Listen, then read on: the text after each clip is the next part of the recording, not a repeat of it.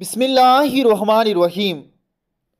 حضرت ابو ذر رضی اللہ تعالیٰ عنہ کہتے ہیں کہ رسول اللہ صلی اللہ علیہ وآلہ وسلم نے فرمایا، جانتے ہو یہ سورج غروب ہو کر کہاں جاتا ہے؟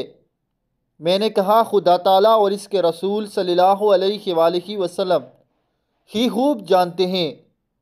آپ صلی اللہ علیہ وآلہ وسلم نے فرمایا، وہ عرش تلے جا کر خدا تعالیٰ کو سجدہ کرتا ہے، پھر طلوع ہونے کی اجازت طلب کرتا ہے تو اس کو اجازت دے دی جاتی ہے، اور قریب ہے کہ سورج سجدہ کرے اور قبول نہ کیا جائے، اجازت طلب کرے اور اجازت نہ دی جائے، اور سورج سے کہا جائے کہ جہاں سے آیا ہے وہاں سے لوٹ جا، پس آفتاب مغرب کی طرف سے طلوع ہوگا۔